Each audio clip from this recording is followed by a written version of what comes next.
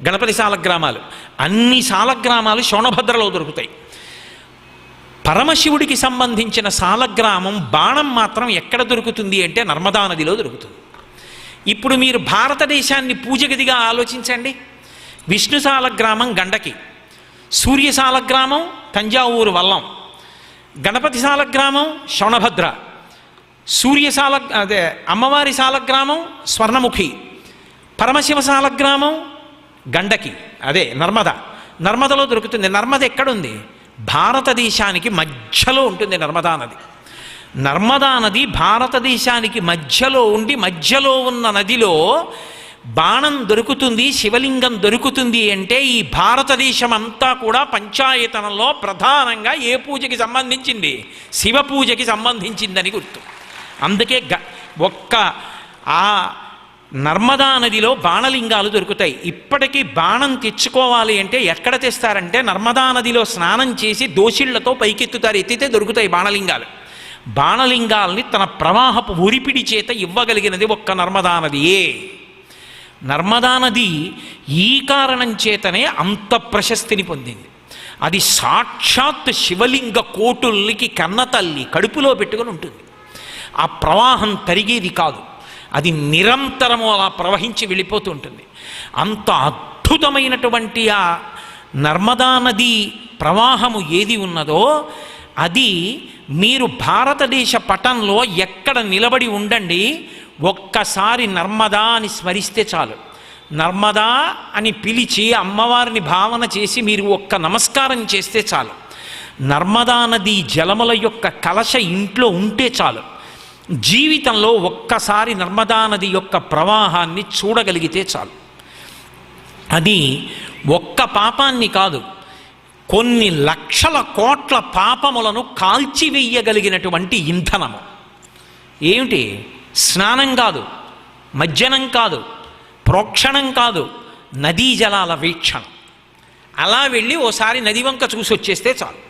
అందుకే నర్మద లాంటి నది లేదు అన్నారు. నర్మదయే.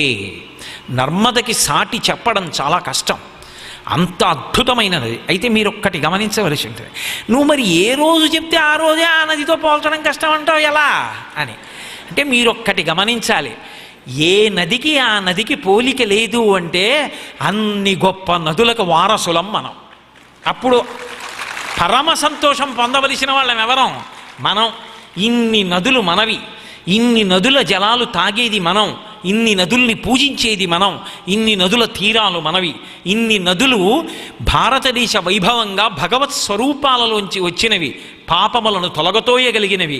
అటువంటి సనాతన ధర్మంలో పుట్టి అటువంటి నదులకు నమస్కరించి నదుల యొక్క స్తోత్రాలు విని చదవగలిగినటువంటి స్థితిలో నాకు జన్మనిచ్చినటువంటి ఓ ఈశ్వరా నీకు అనేకానేక నమస్కారములు.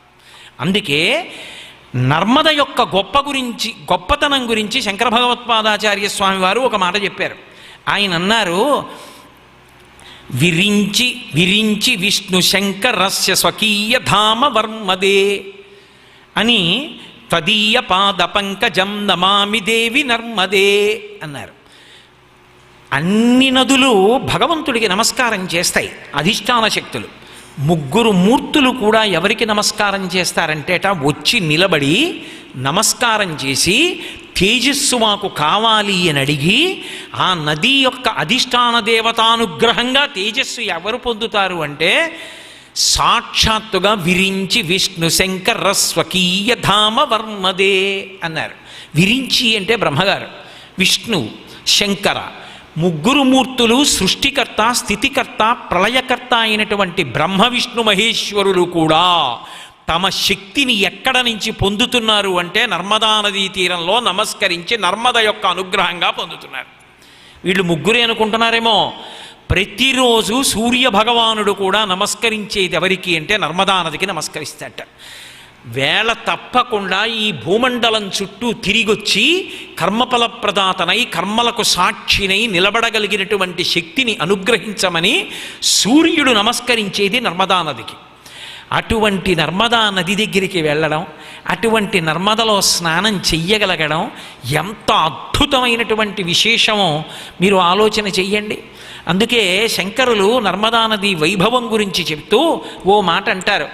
అది ఏమి చెయ్యగలదు అంటే, తతస్తు జీవ జంతు, కేవలం ఏదో మనుష్యులకు మాత్రమే కాదు, అది సమస్తమైనటువంటి జీవులకు, జంతువులకు అన్నిటికీ కూడా తతస్తు జీవ జంతు తంతు భుక్తి ముక్తిదాయకం అంటారు. అన్నం పెట్టాలి అంటే ఈ లోకంలో అన్నాన్ని పెట్టగలిగిన అన్నపూర్ణ స్వరూపంగా ఉండేది ఎవరు అంటే నర్మదా నదియే, ఒకరికి కాదు. తతస్తు జీవ జంతు తంతు భుక్తి ముక్తిదాయకం, భుక్తినివ్వాలన్నా అన్నం పెట్టాలన్నా నర్మదకే చెల్లింది. అన్నం తిని శరీరం పెరగడం కాదు, దీన్ని అన్నవికారం అంటారు. జ్ఞానవైరాగ్యములనిచ్చి చిట్ట చివర మోక్షం పొందేటట్టుగా భక్తితో కూడినటువంటి కర్మాచరణం చేసి ఆ కర్మాచరణము చేత ప్రీతి పొందినటువంటి భగవంతుని యొక్క అనుగ్రహ విశేషముగా చిత్తశుద్ధిని పొంది ఆ చిత్తశుద్ధి పాత్రతగా నిలబడితే ఆ పాత్రత కారణముగా జ్ఞాన ప్రసరణమై ఆ జ్ఞానము వలన మళ్ళీ పుట్టవలసిన అవసరం లేని పునరావృత్తి రహిత శాశ్వత శివ సాయుధ్య స్థితిని పొందడానికి కావలసినటువంటి స్థితికి ఆనుకూల్యతని ఇవ్వగలిగినటువంటి అధిష్టాన దేవతా స్వరూపం కలిగినటువంటి ప్రవాహము ఉన్న నది నర్మదా నది. అందుకని తతస్తు జీవ జంతు తంతు భుక్తి ముక్తిదాయకం అంటారు. అది ఒక పాపాన్ని కాదు, ఇన్ని పాపాల్ని తీయగలదు అంటే శంకరులు 3 మాటలు లక్ష శబ్దం వేశారు. అలక్ష లక్ష లక్ష కోటి లక్ష పాప నిర్మూలనం. ఎన్ని లక్షల లక్షల లక్షల పాపములైనా సరే నర్మదా నది అలా వెళ్ళి నిలబడి భక్తితో నమస్కారం చేసి, ఇక్కడ మీరు ఒక విషయాన్ని ఎప్పుడూ జ్ఞాపకం పెట్టుకోవాల్సి ఉంటుంది. పాపాలు చేస్తూ ఉండడం, నర్మదా నదికి వెళ్ళి నమస్కారం చేస్తూ ఉండడం కాదు. ఇక ఎప్పుడూ పాపము చెయ్యవలసిన అవసరం లేకుండా నా బుద్ధికి ధర్మమునందు అనురక్తిని కటాక్షించు, నాకు ధార్మికంగా బతకడంలో తృప్తి కలిగేటట్టుగా చెయ్యమ్మా. తప్ప వస్తూ ఉండడం, నీలో స్నానం చేస్తూ ఉండడం, పాపాలు పోగొట్టుకుంటూ ఉండడం, మళ్ళీ వెడుతూ ఉండడం, సుఖాలు పొందుతూ ఉండడం, మళ్ళీ వస్తూ ఉండడం, మళ్ళీ స్నానం చేస్తూ ఉండడం, ఏనుగు గంగానదిలో స్నానం చేసి బయటికి వచ్చి మళ్ళీ ఇసుక తీసి మీద పోసుకున్నట్టుగా బ్రతకడం కాదు. పరమధార్మికంగా బ్రతకగలిగినటువంటి అదృష్టాన్ని కూడా నాకు కటాక్షించమని అడిగి నమస్కరించిన వాడికి లక్షల లక్షల లక్షల కోట్ల పాపములను తొలగత్రోసి ఆపదలను పరిమార్చి మహాపాతకములను కూడా తీసేసి ఈశ్వరుణ్ణి చేరుకోవడానికి కావలసినటువంటి అర్హతని ప్రసాదించగలిగినటువంటి నది నర్మదా నది మాత్రమే అని శంకర భగవత్పాదులు నిర్ధారణ చేశారు. అంత పరమాద్భుతమైనటువంటి నది ఆ నర్మదా నది. అటువంటి నర్మదా నది ఒడ్డున మాంధ్రాత్రిపురంలో ఆయన మహాద్భుతమైనటువంటి తపస్సు చేశాడు. నేను మళ్ళీ మళ్ళీ మళ్ళీ మళ్ళీ మీతో మనవి చేస్తున్నా, ఒక్క నర్మదా నది తీరానికి వెళ్ళి నిలబడడం, నర్మదా స్నానం చెయ్యడము అంటే కొన్ని కోట్ల మంది దేవతలు, కిన్నెరులు, రాక్షసులు వీళ్ళందరూ తిరుగాడి పూజలు చేసేటటువంటి ప్రాంగణాన్ని మన కాలుతో తొక్కడమే. సాక్షాత్తు పరమశివుని యొక్క శరీరంలోంచి వచ్చినటువంటి ప్రవాహంలో గ్రుంకులేయడమే. నర్మదా స్నానం చెయ్యాలన్నా, నర్మద ఒడ్డున నిలబడాలన్నా, నర్మదా ప్రవాహం చూడాలన్నా పెట్టి పుట్టినవాడై ఉండాలి. అందుకే జ్యోతిర్లింగంలో ప్రణవస్వరూపమైనటువంటి జ్యోతిర్లింగం ఎక్కడ ఆవిర్భవించింది అంటే నర్మదా నదిలో ఓంకార తీర్థంలోనే ఆవిర్భవించింది. అసలు నర్మద ప్రకృతి అందాలకి ఆటపట్టు అని చెప్తారు పెద్దలు. వెళ్ళగలిగిన అదృష్టం ఉండాలి. ఆ నర్మదా నది తీరంలో కొన్నాళ్ళు కనీసం ప్రయాణం చెయ్యాలి. కానీ ఇప్పటికీ నర్మదా నది యొక్క పరివాహక ప్రాంతం చుట్టూ ఉన్నటువంటి అరణ్యాలలో కొన్ని వేల పెద్ద పులులు ఉంటాయంటారు, అభయారణ్యాలు. అసలు అక్కడ లేని జంతువు, అక్కడ చెట్ల మీద మీకు కూతలు వినపడనటువంటి పక్షులు ఎక్కడా ఉండవంటారు. అన్ని పక్షుల కలకూజితాలతో నిండిపోయి ఉంటుంది నర్మదా తీరం. అంతమంది దేవతల సమూహాలతో నిండిపోయి ఉంటుంది. అక్కడ ఆవిర్భవించాడు మహానుభావుడు జ్యోతిర్లింగంగా. జ్యోతిర్లింగము అంటే యజుర్వేదం చెప్తుంది, ఆపాతాళ నభస్థలంత భువన బ్రహ్మాండమా విస్ఫుర జ్యోతిస్పాటికలింగమౌళివిల సత్పూర్ణేందుమంతామృతై అస్తోకప్లుతమేకమీశమనిశం రుద్రానువాకాన్ జపం ధ్యాయే తిప్సిత సిద్ధయే ధ్రువపదం విప్రోభిషించేచ్యవం బ్రహ్మాండ వ్యాప్త దేహాభసిత హిమరుచాభాసమానా భుజంగై కంఠే కాళాహ కపర్దాహ కలిత శశికళశ్చండ కోదండ దండహస్తా త్రిక్షా రుద్రాక్షమాలాసలలిత వపుషశాంభవా మూర్తిభేదా రుద్రాశ్రీ రుద్రసూక్త ప్రకటిత విభవాన ప్రయచ్చస్తు సౌఖ్యం అంటుంది. ఆ పాతాళ నభస్థలంత భవన బ్రహ్మాండమా విస్ఫురత్. పాతాళం కన్నా కింద నుంచి ఈ బ్రహ్మాండపు పై అంచుని భేదించి పై వరకు పెరిగిపోయినటువంటి బ్రహ్మాండమైన జ్యోతిర్లింగము. జ్యోతిర్లింగం అంటే అర్ధరాత్రి వేళ ఆవిర్భవిస్తుంది. కటిక చీకట్లో ఏది దొంగో తెలియక సత్యమైన వస్తువుకి అసత్యమైన వస్తువుకి మధ్య భేదం తెలుసుకోలేక అయోమయావస్థలో మాయలో కొట్టుమిట్టాడుతూ సత్యాన్ని అసత్యం అనుకుని అసత్యము సత్యం అనుకుని ఆ మాయలో తిరిగి మహామాయా విశ్వం భ్రమయసి పరబ్రహ్మ మహిషి అంటారు శంకరుడు సౌందర్యలహరిలో. అలా మాయలో కొట్టుమిట్టాడి మళ్ళీ పుట్టి మళ్ళీ చచ్చి మళ్ళీ పుట్టి మళ్ళీ చచ్చి ఒకనాడని కాకుండా ఎన్ని రోజులైనా సరే, ఎన్ని కాలముల యందు పొద్దున్న పోరాడాడో, మధ్యాహ్నం పోరాడాడో, సాయంకాలం పోరాడాడో, రాత్రి పోరాడాడో, ప్రదోష వేళలో పోరాడాడో, మృత్యువుతో పోరాడి శరీరం విడిచిపెట్టి శరీరం పొందుతూ జనన మరణ చక్రమునందు తిరిగేటటువంటి మనుష్యునకు జ్ఞానమును అనుగ్రహించగలిగిన స్థితిలో ఆవిర్భవించినటువంటి లింగమే జ్యోతిర్లింగము. అందుకే జ్యోతి అంటే దీపం. ఆ లింగము జ్యోతిర్లింగం అంటే జ్ఞానప్రదాత. జ్ఞానమే ఇవ్వగలిగిన వాడు లోకంలో ఇవ్వలేనిదన్నది లేదు. అందుకే కామకోటి అంటారు. కామకోటి అంటే కోటి అంటే హద్దు, నువ్వేమడుగుతావు అడుగు. జ్ఞానము నుండి ఆ తల్లి ఇవ్వలేనిది లేదు, ఏదైనా ఇస్తుంది. అందుకే కామకోటి,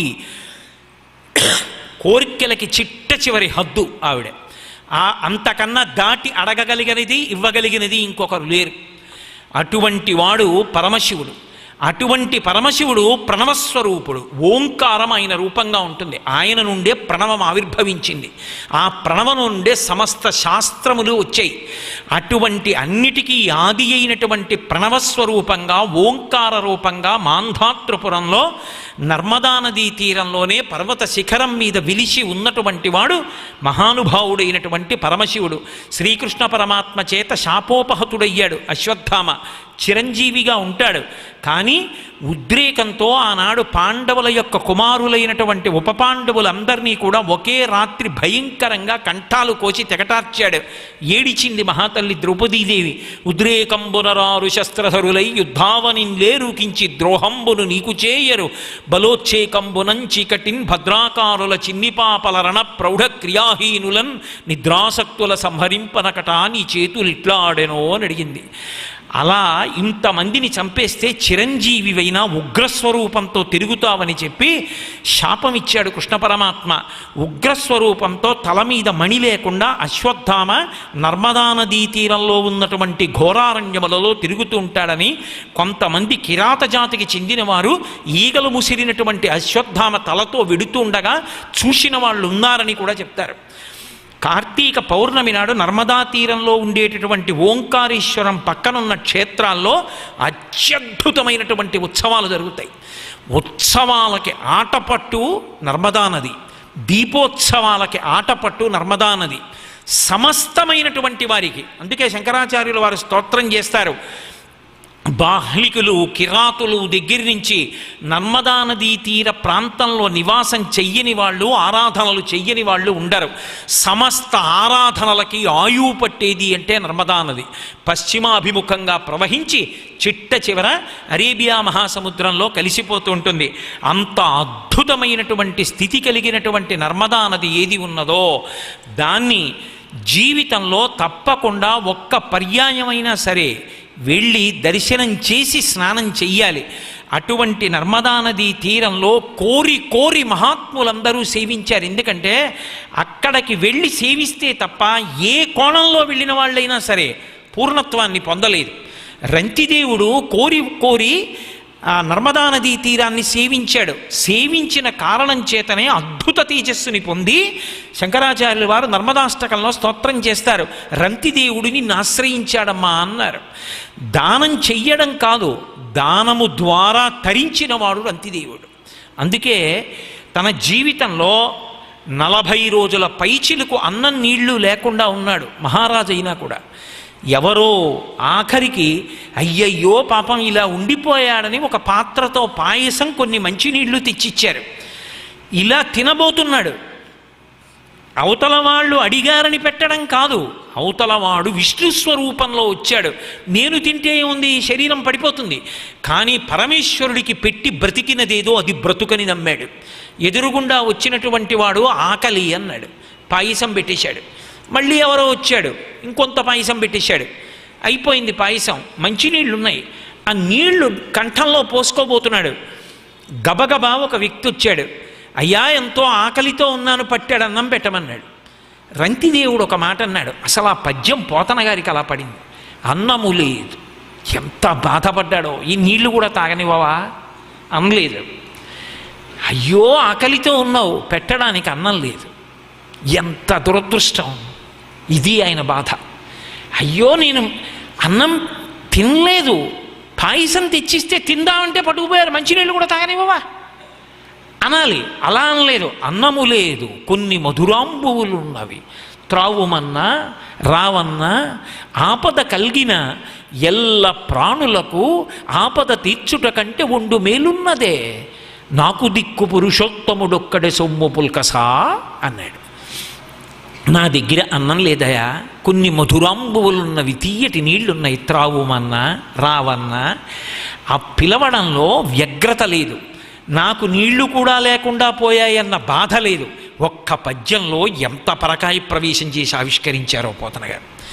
త్రావుమన్నా రావన్నా ఎల్ల శరీరధారులకు ఆపద కలిగిన వారి ఆపదల్ గ్రంథన మాన్పి, వారి బాధలు తీర్చుట కంటే ఉండు మేలున్నదే.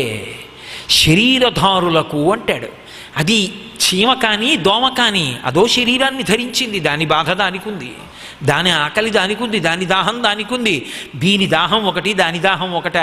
ఇందులో నీళ్లు పోస్తే ఏ తృప్తి కలుగుతుందో అందులో నీళ్లు పోస్తే అదే తృప్తి కలుగుతుంది. ఇక్కడ నేనంటాను, అక్కడ అది నేనంటుంది. మాయంతా ఎక్కడుంటుందంటే ఇలా అంటే నేను, అలా అంటే నువ్వు. కానీ ఆ నేను ఈ నేను ఒకటే నేను అంటే మాయబోయింది. ఎల్ల శరీరధారులకు ఇల్లను చీకటి నూతి లోపలం త్రెళ్ళక వీరునేమనుమతి భ్రమణంబున భిన్నులై ప్రవర్తిల్లక సర్వమున్నాతని దివ్య కళామయమంచో విష్ణునందుల్లము చేర్చితారడవి నుండుట మేలు నిశాచరగ్రణి అంటాడు ప్రహ్లాదుడు. ఆ మాట నోటితో అండం కాదు, సాధనలో రావాలి ఈశ్వర కృపగా. నర్మదా నది అనుగ్రహం అది రంతిదేవుడికి అన్నారు శంకరాచార్యులు వారు. నర్మదా నది స్నాన ఫలితం, నర్మదా నదిని స్తోత్రం చేసిన ఫలితం, నర్మదా నదికి నమస్కరించిన ఫలితం. రంతిదేవుడి నోటి వెంట ఈ మాటలు వచ్చాయి. అన్నము లేదు, కొన్ని మధురాంబులున్నవి, త్రావుమన్నా రావన్నా. ఎంత ప్రేమగా పిలిచాడో. పెట్టడం కాదు, ఆ ప్రేమతో పిలుపుతో కడుపు నిండుతుంది. రావన్నా ఎల్ల శరీరధారులకు ఆపద కలిగిన వారి ఆపదల్ గ్రంథనమాన్పి, శుభంబులు చెయ్యుట కంటే నుండు మేలున్నదే. వాళ్ళకి కష్టం వస్తే ఆ శరీరధారులకు వచ్చిన కష్టాన్ని పోగొట్టి వాళ్ళకి శుభం చేయడం కన్నా మంచి మేలుందో. ఈ శరీరం అందుకు ఉపయోగపడితే అంతకన్నా ఏం కావాలో. తాగు నీళ్ళు. మరి నీ దిక్కెవరంటావేమో, నాకు దిక్కు పురుషోత్తముడొక్కడే సొమ్ము పుల్కసా. నాకు పురుషోత్తముడు ఒక్కడే దిక్కు. పురుషోత్తముడు అన్న మాట శ్రీ మహావిష్ణువుకు అన్వయం. ఆయన నాకు దిక్కు అన్నాడు. వచ్చినవాడు నీళ్లు తాగేశాడు, ఆయన ఏం బాధపడలా. ప్రాణం పోతే లెక్క పెట్టలా. దేవతలందరూ త్రిమూర్తులతో కలిపి ప్రత్యక్షం అయ్యారు. అయ్యా, మేమే నిన్నింత బాధ పెట్టిన వాళ్ళం, పరిశీలించిన వాళ్ళం, ఇంత కష్టపెట్టాం, తాగుతున్న పాయసం పుచ్చేసుకున్నాం, తాగుతున్న నీళ్లు కూడా పుచ్చేసుకున్నాం, నువ్వు బెంగపెట్టుకోలేదు. అంతటా విష్ణు రూపాన్నే చూసావు, వాళ్ళ తృప్తి నా తృప్తి అన్నావు.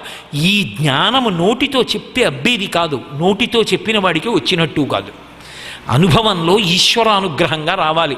ఆ ఈశ్వరానుగ్రహాన్ని కట్టబెట్టగలిగినది ఎవరంటే నర్మదా నది. అందుకే శంకరాచార్యుల వారు అన్నారు, రంతిదేవుడు దానము ద్వారా ఆ స్థితి ఎలా పొందాడు అంటే నర్మదా స్నానము వలననే.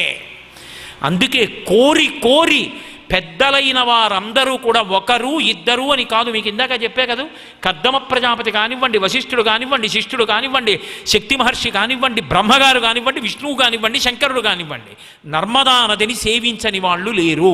ఋషులు, భక్తులు, కిన్నెరులు, కింపురుషులు, రాక్షసులు, దేవతలు, యక్షులు, గంధర్వులు అందరూ నర్మదని సేవించి తరించిన వారి. రంతిదేవుడికి అటువంటి అద్భుతమైనటువంటి భక్తి పండి జ్ఞానముగా మారి తాను పట్టుకున్నటువంటి దానగుణం జ్ఞానానికి కారణమై రమించగలిగాడు అంటే, తరించగలిగాడు అంటే నర్మదా నది స్నాన ఫలితం. అందుకే మీరు శంకరాచార్యకృత నర్మదాష్టకాన్ని పరిశీలించండి. మహాత్ములైన వారి పేరు ఒక్కటి కూడా శంకరాచార్యుల వారు నర్మదతో సంబంధం లేదని చెప్పలేదు. అందరూ తరించడానికి కారణం నర్మదా నదియే. ఇన్ని ఇవ్వగలిగిన నర్మద ఐశ్వర్యాన్ని ఇవ్వడం గురించి నేను ప్రత్యేకంగా మాట్లాడాలా? అసలు నర్మదా నది ఇవ్వలేనిదన్నది లేదు. అసలు నేనైతే ఏం చెప్తానంటే, వ్యక్తిగతంగా నా సలహా ఏమిటంటే, నూతన దంపతులు నర్మదా నదికి వెళ్ళి స్నానం చెయ్యాలని చెప్తాను. వంశం తరించేటటువంటి సంతానం ఆ నదీమ తల్లి యొక్క అనుగ్రహంగా కలుగుతుంది. మన దేశంలో లేని ఆచారాలు, అర్థం లేనటువంటి హనీమూన్లని పేరు పెట్టుకుని ఈ దేశం పనికి రాకుండా పోయిందానిలా ఎక్కడెక్కడో ఏవేవో దేశపటాలన్నింటినీ, పటంలో కనపడ్డ వాటిని అన్నింటినీ కూడా చొక్క పెట్టుకుని చూడవలసిన వాటికి కూడా పరిగెత్తవలసిన అవసరం లేదు. ఈ దేశంలో ఉన్న నర్మదా నది కన్నా, నైమిషారణ్యంలో ఉన్న చెట్ల కన్నా, ఇక్కడ ఉన్న ప్రకృతి అందాల కన్నా విదేశాల్లో ఉన్నటువంటి ప్రకృతి అందం గొప్పదైందా? ఈ దేశంలో ఉన్న గొప్ప విషయాలు నీకు పనికిరాలేదా చూపించడానికి? అవన్నీ పట్టుకుని వేలాడి కోట్లు ఖర్చు పెట్టానని చెప్తావా? ఎంత సాంస్కృతిక దౌర్బల్యం! ఏమి ఇవన్నీ ఎందుకు పనికిరాలేదు నీకు? ఎందుకు చదవవు శంకరాచార్యుల వారి అష్టకాలు? ఎందుకు చూపించవా నదులు? కనీసం చూసి తరిస్తాడుగా. అటువంటి అద్భుతమైనటువంటి నదులు, అటువంటి నదులకు వారసత్వం మనది. ఆ నదులిచ్చిన సంస్కృతి, ఆ నదుల చేత పుణ్యపురుషులైనటువంటి మహానుభావులు, అటువంటి నది దగ్గరికి వెళ్ళి ఒక్కసారి నిలబడితే చాలు. ఇంతమంది నమస్కారం చేస్తుంటారు, వాళ్ళ నీడలోకి మనం వెళ్ళి నిలబడతాం. ఇంకంతకన్నా ఏం కావాలి? అంత అద్భుతమైనటువంటి నది నర్మదా నది. అటువంటి నర్మదా నది యొక్క పరిపూర్ణమైనటువంటి అనుగ్రహము మనకి కలగాలని, ఆ నది యొక్క అధిష్టాన దేవత సర్వకాలముల యందు మనందరినీ అనుగ్రహించాలని, చాలా తొందరలోనే మనందరం నర్మదా నదికి వెళ్ళి స్నానం చేసేటటువంటి అదృష్టం కలగాలని, నేను ఇక్కడికే మన కోసమని బయలుదేరి వచ్చింది తల్లి నర్మద. మీకు నేను ఒక ఆశ్చర్యకరమైన విషయం చెప్తే మీరు తెల్లబోతారు. రేపు ప్రసంగాలు ప్రారంభం అనగా ఇవాళ మధ్యాహ్నం కాకినాడ వచ్చారు రామాచార్యులు గారు నా దగ్గరికి ఒక విషయం మీద. వచ్చి మాట్లాడుతుంటే నేను అన్నాను, నర్మదా నది జలాలు తెప్పించకూడదా అన్నాను. ఎక్కడ నర్మదా? నేను మళ్ళీ నాలుగు ఖర్చుకుని, అయ్యో పాపం ఆయన మనసు కష్టపెట్టుకుంటారేమో అనుకుని, పర్వాలేదులేండి ఎక్కడి నర్మదా, ఎలా వస్తాయి అన్నాను. మీరు నమ్మండి, నేను నదీమ తల్లుల సాక్షిగా ఇక్కడే కూర్చుని మీతో మనవి చేస్తున్నాను. ఆయన తుని దగ్గరికి వచ్చేటప్పటికి నర్మదా జలాలు విశాఖపట్నం వచ్చేసాయి. ఎలా వచ్చాయో ఆయన నోటి గుండానే మీరు ఎప్పుడైనా వింటే బాగుంటుంది. అంటే ఆ తల్లి అనుగ్రహించింది విశాఖపట్నం రావాలి, నదుల యొక్క వైభవం అంతా తెలియాలి అని. అందుకే ఆఖరి రోజు ప్రసంగం పూర్తయిపోయిన తర్వాత 5 నదుల జలాల్ని మంత్రపురస్సరంగా కలుపుతారు. కలిపి పుష్కరం జరిగితే, కుంభమేళా జరిగితే ఎలా ఉంటుందో ఈ వేదికను అలా మారుస్తారు. మార్చి అంత అద్భుతమైన సన్నివేశాన్ని ఆవిష్కరిస్తారు. మానసికంగా మనందరం అన్ని నదుల యొక్క పుష్కరాలకి, కుంభమేళాకి వెళ్ళొచ్చేసిన అదృష్టాన్ని పొందడానికి. కాబట్టి నదులంటే నదులే, వాటిని సామాన్యమైన విషయాలుగా స్వీకరించవద్దు. అటువంటి నదుల్ని రక్షించుకోవడం మనందరి యొక్క ప్రధాన కర్తవ్యం. నదులు పాడవకుండా, నదులు సంస్కృతికి ప్రతిబింబాలుగా నిలబడేటట్టుగా భావితరాలకి కూడా అందించవలసినటువంటి కర్తవ్యం మన మీద ఉంది. అందుకోసం ఈ ప్రసంగాలు వినడం తప్ప ఏదో నది యొక్క వైభవాన్ని తెలుసుకొని మనమొక్కళ్ళం వెళ్ళి స్నానం చేయడానికి కాదు. అపూర్వమైన ఈ సంపద తరతరాలకి భారతదేశంలో అలాగే అందాలి. ఆ నదీమ తల్లుల యొక్క అనుగ్రహం సర్వులకు కూడా కలిగి అందరూ సర్వతోముఖాభివృద్ధిని పొందాలి అని, అటువంటి నిర్హేతుక కృప మన మీద వర్షించవలసినదిగా ఆ నదుల యొక్క అధిష్టాన దేవతల పాదములకు సాంజలిబంధకంగా నమస్కారం చేసి ప్రార్థన చేస్తూ, నేను ఇప్పుడు మంగళం చెప్పిన తరువాత రాబోయే 2 రోజులలో జరగబోయేటటువంటి విశేషాల గురించి మీకు కొద్దిగా నేను చెప్పవలసిన అవసరం ఉంది. కాబట్టి నా యందు దయ ఉంచి మీరు మంగళం చెప్పిన తర్వాత ఒక 5 నిమిషాలు కూర్చోండి, అంతకన్నా నేను ఎక్కువసేపు మీ సమయం తీసుకోను. మంగళాశాసన పరై మదాచార్య పురోగమై సర్వైశ్చ పూర్వైరాచార్యై సత్కృతాయాస్తు మంగళం. మంగళం కోసలేంద్రాయ మహనీయ గుణాత్మనే చక్రవర్తి తనూజాయ సర్వభౌమాయ మంగళం. భూమాకాంతాయ కాంతాయ కామితార్థప్రదాయినే శ్రీగిరీశాయ దేవాయ మలినాథాయ మంగళం. సర్వం శ్రీ ఉమామహేశ్వర పరబ్రహ్మార్పణమస్తు. స్వస్తి. ఒకటి నేను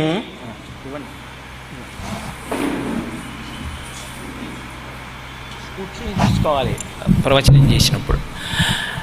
ఒకటి నేను ఒకానొకప్పుడు శ్రీరామాయణం మీద ప్రసంగాలు చేశాను. 42 రోజులు దీక్ష తీసుకుని నా జన్మ తరించాలి అని చెప్పుకున్నాను. అది ఒకసారి చెప్పి నేను మీతో పరమసత్యం చెప్తున్నాను. 42వ రోజు రామాయణం పట్టాభిషేక సర్గ చెప్పే రోజున నాకు నిజంగానే పూజామందిరంలో కళ్ళమ్మ నీళ్ళు వచ్చాయి.